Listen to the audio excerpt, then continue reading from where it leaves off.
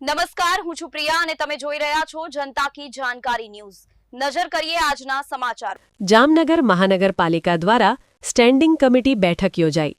જામનગર મહાનગરપાલિકા દ્વારા standing chairman નિલેશભાઈ કગથરા સાહેબના અધ્યક્ષ સ્થાને યોજાઈ, જેમાં કમિશનર સાહેબ, ડેપ્યુટી કમિશનર સાહેબ તેમજ મેયર સાહેબ, ડેપ્યુટી મેયર, શાસક પક્ષ નેતા તેમજ સ્ટેન્ડિંગ કમિટીના સભ્યો હાજર રહ્યા હતા। આ બેઠકમાં કુલ 25 એજન્ડા હતા, જેમાં એક એજન્ડાને પેન્ડિંગ તેમજ એક એજન્ડા રદ કરવામાં આવ્યું છે। આ બેઠકમાં કુલ શહેરી વિકાસ માટે 9 કરોડ 82 લાખ મંજૂર કરવામાં આવ્યા છે। રિપોર્ટર વિશ્વનાથ જોશી, જામનગર।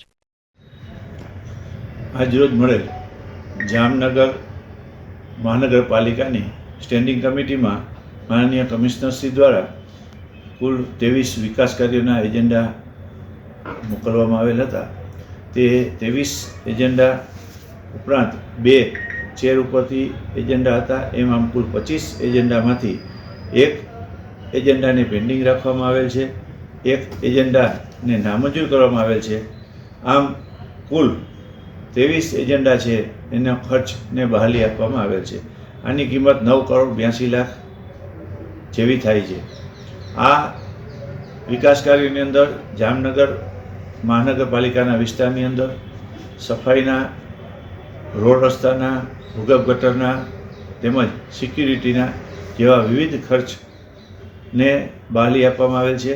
આમાં મુખ્ય જે આજના વિકાસ કાર્યોના એજન્ડા છે તેમાં વોર્ડ નંબર 7માં પ્રમુખ પાર્ક સોસાયટી હયાત ગાડા માર્ગ પર ક્વોલિટી વોલ આઈસ્ક્રીમ પાસેના રસ્તાને સીસી રોડ બનાવવાના કામને બહાલી આપવામાં આવેલ છે। તે ઉપરાંત વોર્ડ નંબર 9ની અંદર ગુરુદ્વારાની પાછળ અને રૂપારેલિયા હોસ્પિટલની બંનેની વચ્ચેનો જે રસ્તો છે તેની ઉપર સીસી રોડ બનાવવાના કામને બહાલી આપવામાં આવેલ છે। તે ઉપરાંત વોર્ડ નંબર 5ની અંદર સેફાયર એપાર્ટમેન્ટથી મહિમા બંગલા સુધીના સીસી રોડની દરખાસ્તને પણ બહાલી આપવામાં આવેલ છે। આમ અલગ અલગ આવેલા વિકાસ કાર્યોના એજન્ડાને બહાલી આપી અને આજની મળેલ સ્ટેન્ડિંગ કમિટીમાં 9 કરોડ 82 લાખના ખર્ચને બહાલી આપવામાં આવેલ છે।